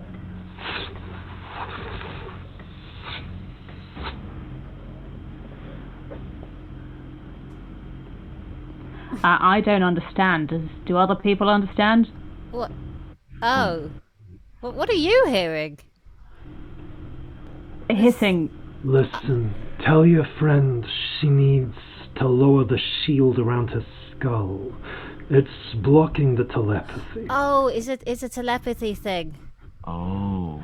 Oh, it's the ring. Okay. Yeah. Can I, dismiss Like, that? you fiddle for a moment and you feel like, yeah, you can feel it, and you can indeed voluntarily lower the shield just to telepathy. And you feel, you get an instinct of how to do it, and you can now hear the voice. Ah, thank you. No, thank you. That's helpful. Much appreciated. Please, call me Pop. Or Poppy. Either one works. Well, hello, Poppy. Celestia Stardust. Nice to meet Hi. you. Interesting place you've got here. Thank you. Don't mind Buzzer in the corner. They get nervous. Well, that's fair. It's alright. It's been a nervous sort of day for us, too. Yeah. Yeah, we're new around here, if you probably could have guessed. Indeed. Yeah, You're basically, looking for colour. Our friend here, I point down at Corzin, which is also down on my screen, which is really fun. Our friend here got dragged in and stuck. We're from the other world, the one with a little more colour and light than here. We're looking for a way back. Yeah, we'd rather not stick around, no offence. None taken. We hear it's quite bad for us to be here for a long period of time. Yeah. Interesting. Sorry, we normally the people who come here ain't in a state to do much speaking. Oh. We had some help. It looks like he narrows his eyes at Clara. Looks behind you. Interestingly, friend has vanished. Oh. You, Good. but Scamp, you hear in your mind. Keep wary. Okay. So, seems so. What brings you here? I mean, I got time to talk. Time's sort of the issue, ain't it? Yeah, we don't have a lot of time. We're spending hours here is not the best thing to do. Oh. Depends. But you're looking for a way back for your... Yeah, I mean, Travelling how we from- got here, what brings us here is by accident, basically. And, Yeah. well, him by accident, then we followed. That's kind tricky of one. what we do generally. One of us does something dumb or gets into an accident. The others follow. Chaos ensues. Yeah, and then somehow we usually live at the end of it. Yeah. Mine's 9 times out of 10. small friends. Yeah. That's understandable. I know at least one solid way to get out from here, but depends on something that's, last I heard, extinct. Type of creature called a Grim. You gotta get in there and get its heart. But that wouldn't work for your friend there. Well, if it Not isn't extinct, Corzin. it's rarer now. Yeah, if they're the big dogs, they're not extinct. They're not. Oh, no, they might be, actually. We may have helped that along the way a little. Whoops. There's a flicker of irritation, but he calms it. Well, that's not something that can be helped. In any case, it wouldn't help your friend. That way will take you back, but it'll age you 100 years. Oh no, I definitely can't handle that. And neither can Corzin. No, Can neither you of not? you can. No, I'd be okay, but they Oh wouldn't. yeah, the elf would be fine. It'll You're be not pushing cracked it. the immortality thing yet then, kid. What? You're not figured out how to reverse the aging on your body. I'm going to put that on my to-do list. Is that a thing that they should be able to do? How many M's in immortal? I'll just put 3. I don't know, I'm not actually speaking your language. Hold on. 3 sounds good. You're not one of us, sire. Me? What's going on with you? Oh, you are interesting. Interesting how? Were you born like this, or did you take that body for yourself? Let's talk about anything else. Oh look, It's just like a there's a city here. it's What lovely. lovely It's weather just we're like a having. casual shift in Celestia. I just stand slightly in between this person and Scamp. Just subtly. Hey, I'm sure it'll come to you in time. Don't worry. But if you haven't got it fixed yet, then you ain't gonna survive the trip back. But I assume you're here because you got another way? Yes. Yes, we do. Our friend can help us via a little alchemy, but we need to find the right sort of creature. Yeah, the thing that brought me here was a big, sort of crustacean-like monstrosity. Yeah, one of the snatchers. We heard there was one in the area. Oh, bugger. There aren't more around? Something like that. You say you got the materials for alchemy. Most of them don't survive here, you see, after a pulse. They rot too quickly.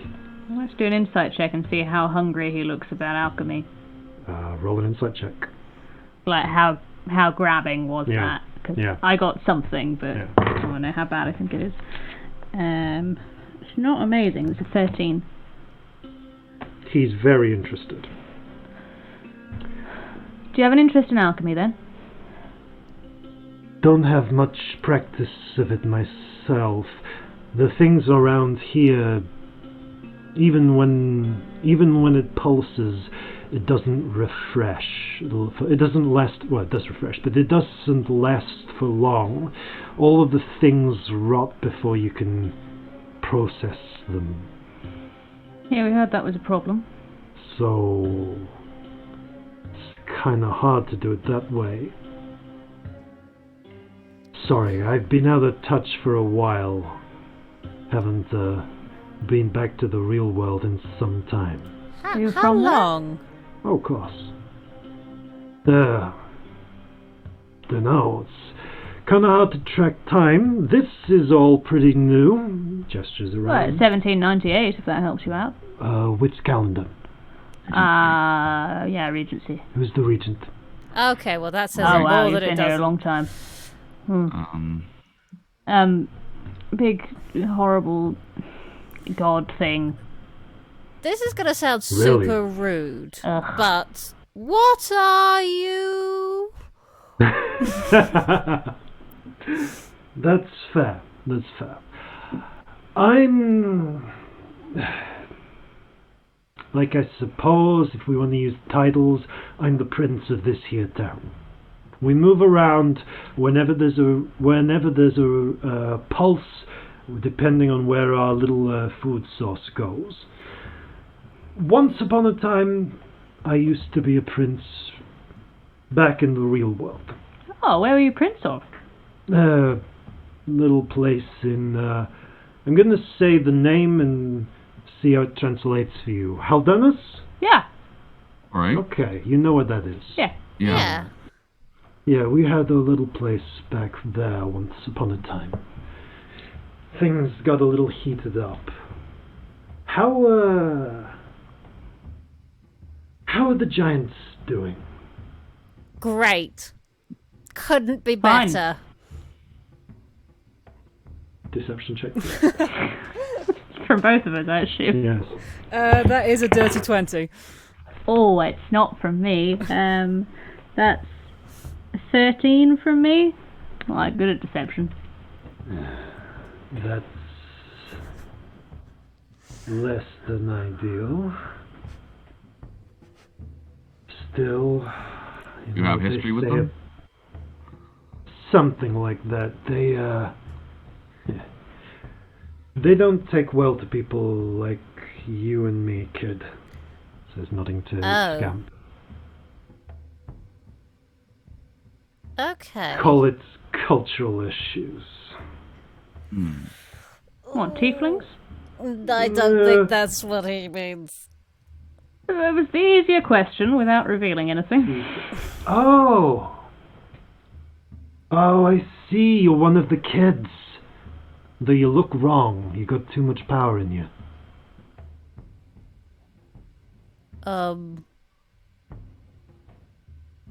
Okay. Please explain. Oh, you're one of the one of the kids of the goat. Oh. Oh, as in literal kids? Which goat? What's the goat's name? Like, they're just the goats. Oh.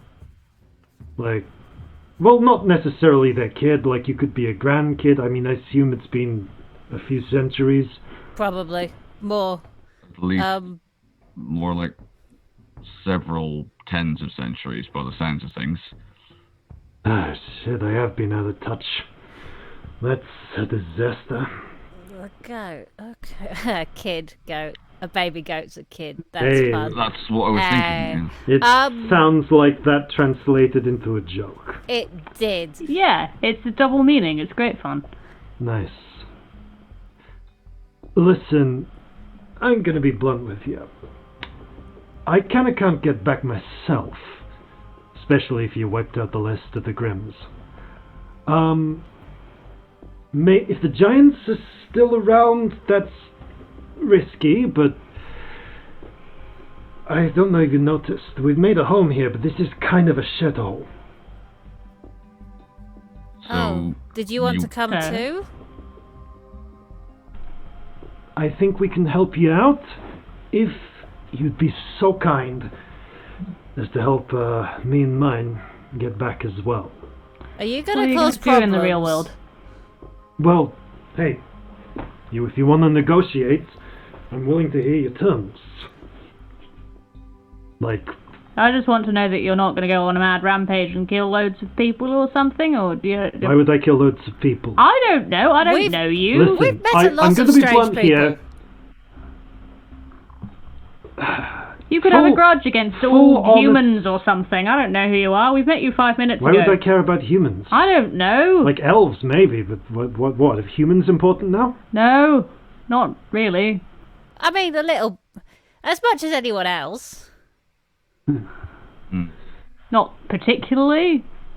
Like, honestly, I'm looking forward to eating a cow again.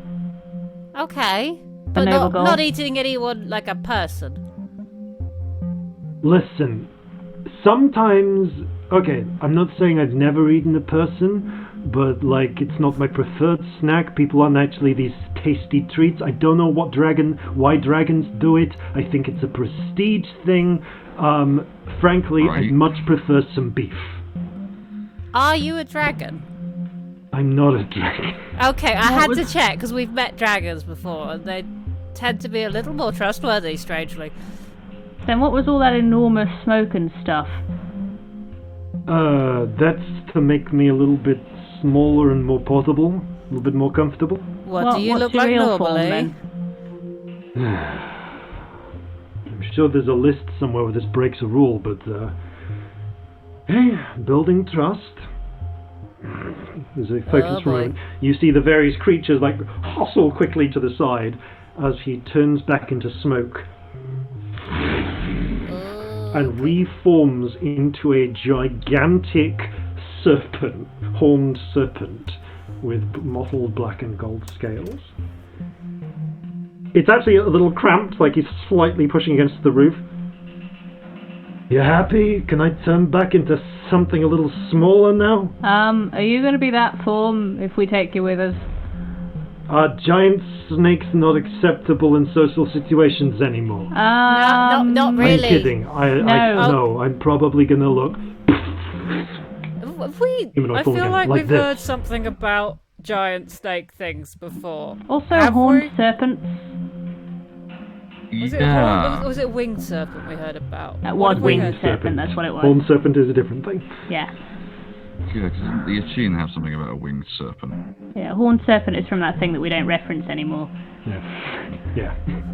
It's also a hieroglyph. Oh, cool. Yeah. Listen, if you've got places you'd rather stay away from, I'm amenable to that sort of thing. If you want me to do something for you, like I you mean, need yes. a favor or something. Yes. Yes.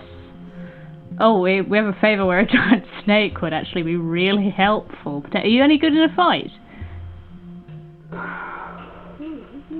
I can be. No offense, but with the giants rolling around, I don't actually want to be that Okay, we obvious. lied. The We lied. giants aren't around. They've gone. They're Or all at least gone. not here. As far as we in know. the corresponding part of the world. We've not I seen thought them. that you were going to get angry if we told you the giants were dead. Oh, no, we've that's never met one. great Oh, we've met news. one, actually. We met one giant. Half giant, I think.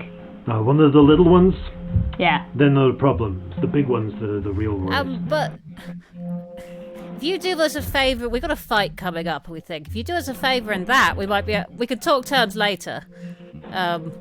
So that we don't spoil the stream. Yes. Yeah, we probably shouldn't talk Fine. about our plans for that fight. If you get me through, I will owe you a favor. Either as, I don't know if it'll be the giant snake thing, but my friends here can certainly assist. That would be... How many friends could assist? I mean, everyone I got here, but don't worry, I can make them portable. How many friends are there? Up to 100? Okay. That's well good. That's so and helpful. After this fight, are they going to be able to integrate into society and not get themselves killed or kill other people? Or is there somewhere you can take them safe? Oh, I can probably find somewhere out of isolated, sure, but I like civilization. Being in civilization is fine. You just don't get yourselves killed or kill anyone is the main concerns. Any of them into killing people, particularly? Just so we know what we're working with. We've lived a long time. We've killed some people in our time. We fight wars when we have to. But it's Yeah. not a particular hobby. It's not my personal thing. And so nobody much. needs to eat people to live or I mean, anything. we need to eat to live. We have eaten people to live before. But again, I not mean, your yeah. preferred snack. Yeah. That's fine. But you're not going to go into somewhere that people already live and take it from them. Not unless I'm invited to. Okay. I had a chance to speak to some of the Haldanic members of the crew. Huh. I feel like I'm lacking context here. Yeah. But I also don't So- feel like we've got time or the ability to get context. And No. Nope. No So, context. do we have an arrangement? I owe you a favor. You get me in mine out. No killing sprees. No killing sprees. unless they are previously agreed on. Yes.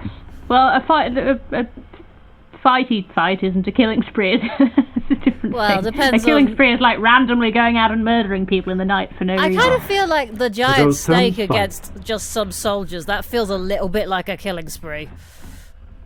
It's an ordered.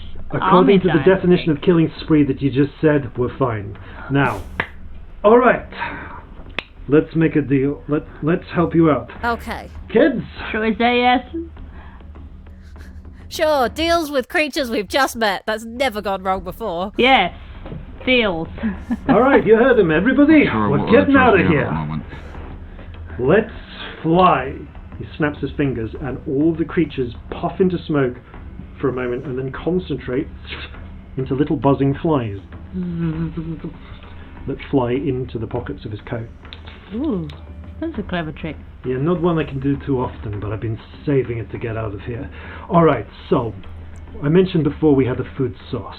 Yes. Well, it's like a bit like the thing that brought you here, but it's a little bigger. Am I right in guessing you needed one of its brains? Yes. Yeah. Bigger. How much That'll bigger? do it. Quite a bit bigger. I'm going to help you out as well in this, because it's my interest you get you get its head. Now, listen, this thing is pretty nasty. Normally what it does is it just scavenges from your world, brings some things here. When it's done with them, or if we can get it before it finishes them, we get food as well. It's how we've been surviving. We kind of got it blocked in place. Get one of its heads off, get that potion made, and we're all out of here. One of its Just heads. be aware. One of its heads. It has many. Yeah, it's got 7. Right. Now, Pertinent question, though. now, a couple of things to be aware of. Some of the heads, they can do this thing where they bite you and age you. Oh, good. All right. One of them's just really freaking scary. And also, the bit around it, the shadowy bit, it can move that, and it kills magic where it goes. Oh. Okay. Okay. All right. I look at the rainbow spirit. Stay All right. out of that one then. Rainbow Spirit shudders. Alright, let's make this quick. Points Yeah. towards what appears to be a large and heavy door made out of just essentially steel that has been nailed together. And it's still rusting. Yeah. Ready? Oh, yeah. All right. Oh, is it vulnerable or immune to anything in particular? Not particularly. Cool. Great. Just try and get a head off. Clara says, not that it matters, but if you get multiple off, I can make another one for you later. Just focus on the one. No. Yeah, let's... Time. Okay. He pulls open the door. And you reach the very centre. At the centre of this mound of broken masonry, carved deep into the grey rock of the island, is a pit or cavern, or to look at it another way, a prison.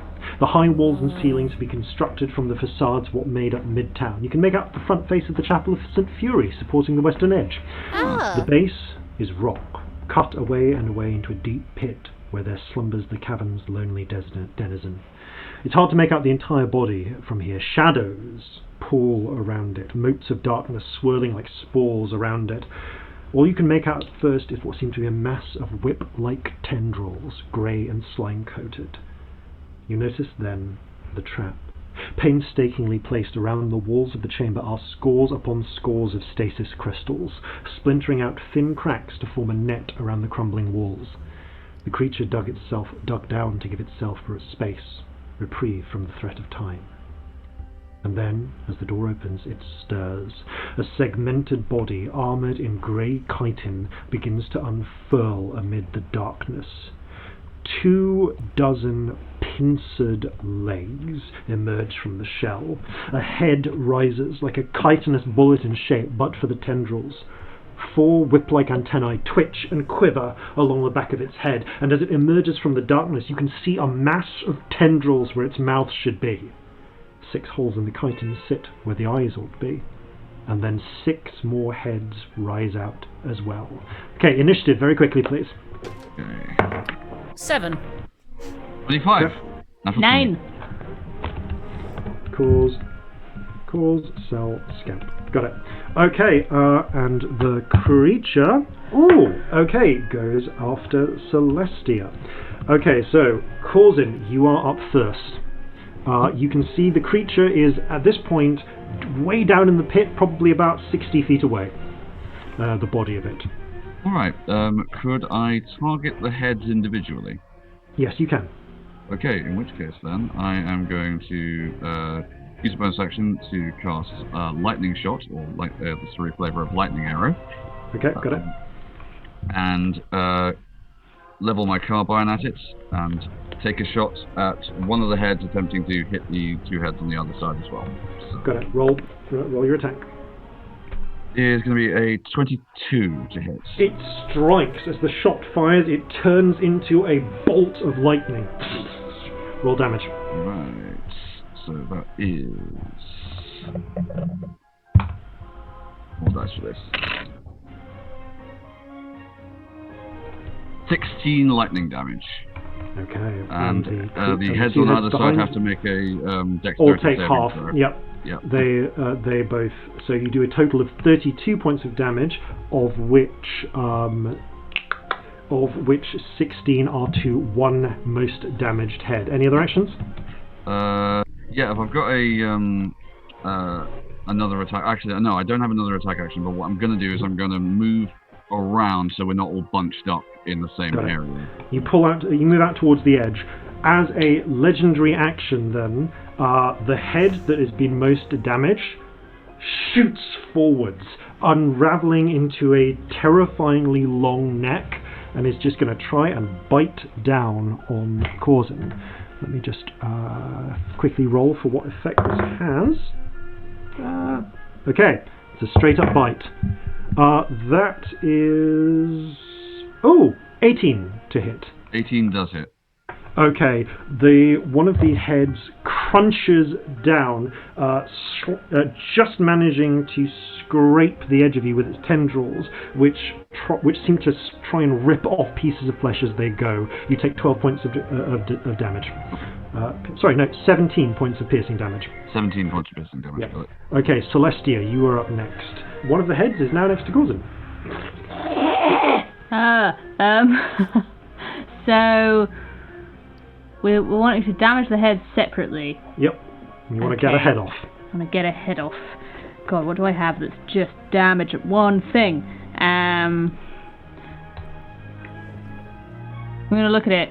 I'm going to go, I bet you have, like, one brain split between 7 heads, so I bet you're really, really, really, really stupid. And I'm going to cast Distant Whispers at a really, really high level to see if that will do anything like a level 5 Dissonant Whispers.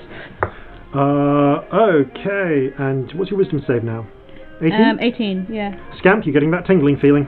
Okay, let's try. Might not have been the best decision because I think it runs away. Dear. Well, never mind, I've done it. That's -3 from whatever it rolled. Okay, it's enough. The head rears back 20 feet in horror as just grey ooze starts to pop out of the eye holes. It's a lot of damage, so give me a moment. So 6, 11, 17, 18, 19, 21. 21 total damage. Okay, that is... Okay, I'll just add that onto the damage that's already taken. All right, that is enough to blast into... that is enough. As the head rears around in a panic, you see sections of its neck start to splinter and shatter, and eventually just... There's no endoskeleton. The chitinous head just hits the ground and rolls a little bit into the pit, about 15 feet from Corzin. Yeah. The creature does actually now, on a failed save, have to run away to its full movement and is frightened of me. I don't know how many of it, how much of it that affects if it would have just been that head. But okay, frightened does do disadvantage on its attacks. Cool. Is worth noting. Interesting. No, it's fine. You targeted the head, which it pulled out of its vortex, so the magic is not stripped. However, at the end of your turn, if that's the end of your turn, legendary action, it's going to rear out another head, 7, and is going to try and bite Celestia. But as it gets close enough, instead of striking with like clamping down on you, the tendrils begin to brush next to your skin, and you feel your flesh withering and aging. I need you to roll a con save, please. Oh, your favourite. I'm really good at con. Really good. That's 18 actually, so that's not bad. But that enough. is pretty decent, all said and done. That is a success, so you take half the damage, which is 8, 15, 24, 32, 16 necrotic damage. 32 would have been quite bad, so that's feel good. Portions of your flesh try to age into dust as it uses its power of decay. Okay, that starts the lurker's turn. The lurker rears all of its head, and you see the twisting shadows around it go inwards and then burst into motes of darkness that float down and reconvene around Corzin and Celestia. You see as this happens, the rainbow spirit and the octopus both seem to shatter and run and hide and flow into and inside you, hiding in some way. All magic around you is now suppressed, while the entropic vortex is with you. So they're like on us. Oh yeah. It's then going to attack 3 times with 3 of its heads. So they are going as far as bite, and something else. Okay, the 2 bites are just going to go in and try and take off Corzin and Scamp respectively. Nope. Not Corzin and Celestia respectively. Both of which miss, actually.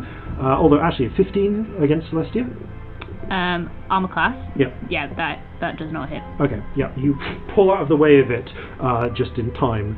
The last one, though, it turns to Scamp, and another head brushes its horrible tendrils against you. Con save, please. Con save. Oh, that's so much. It's 27. Nice. Okay, 27. 27. You are not fine, but you only take 14 points of necrotic damage. And as its turn ends, Clara calls out. You can see that the head is just on the edge of the vortex of the vortex of shadows, and Clara calls out, "I can't move quickly. I need you to get the brain to me." Okay. Scamp, over to you. Animate objects on the head. Oh, good choice. Nice. The head is just on the edge of the shadows. You can make it there and try and pull it out, but I need an athletics check from Scamp to get it out of the vortex. It's in the vortex. I thought it was on the edge. It's just on the edge. Just on the edge of I it. will So need you to can do pull it something out. else then, because I cannot do that. Is there any way of getting... In fact, actually, then, as you're saying that, I'm going to intercede, and you watch, and you hear a sigh from behind you. Sometimes you got to do everything yourself. A giant serpent momentarily manifests and flicks the head just out of the vortex before the spell destabilizes. And they return to humanoid form. Over to you, kid. Okay. Can I get it out? Now you can animate objects. Yep, I will do that So- at 6th level, because that's what I have left. Okay. Yay. The head eerily just rises up and floats over to Clara. There you go. Okay. She takes out a surprisingly long and jagged knife and just carves into the back of its chitinous headpiece, and pulls out already you can see starting to dissolve and rot brain, and shoves it into the prepared sort of potion bath and just starts shaking it vigorously. Okay, going to need someone to get over here and take this. Okay, end of the round though.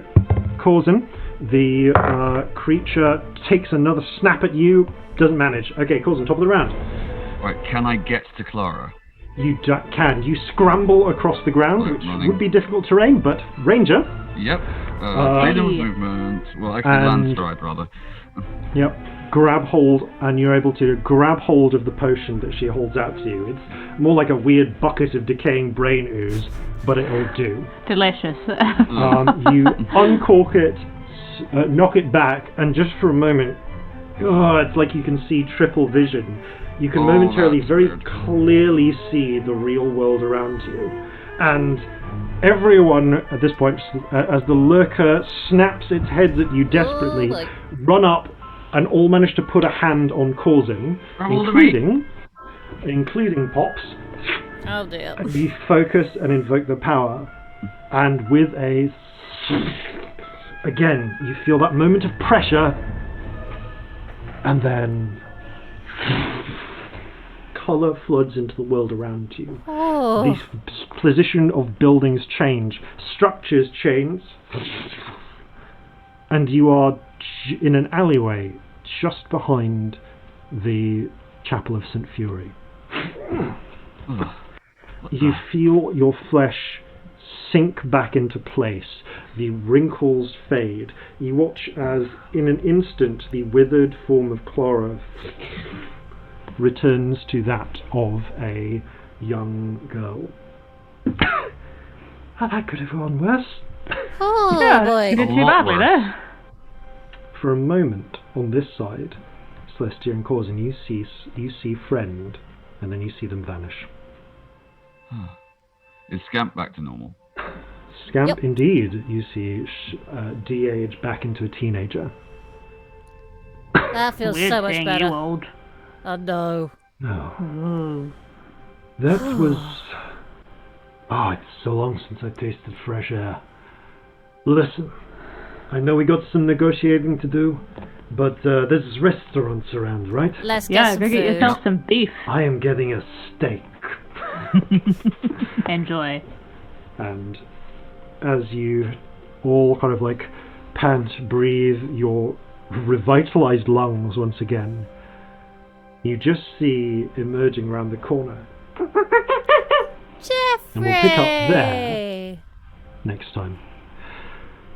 Thank you all very much for playing.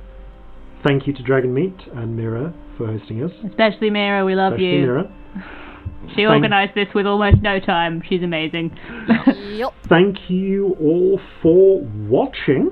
Hey. Or listening if you're doing this Hey, later. or listening, yeah, we will be Yeah. having this on podcast as well. And before I say farewell, I believe there's raid instructions. Yeah, we're gonna raid the D20 Future Show. So if you go into the D20 Future Show, you'll be sent there from our stream. Say Cersei's Natural 20s, and then say something nice about their stream. Yeah. And say hello to them, and maybe stay on. It's called Jason Statham's Big Vacation. It Yeah. sounds hilarious, and the title rhymes, and you should watch it.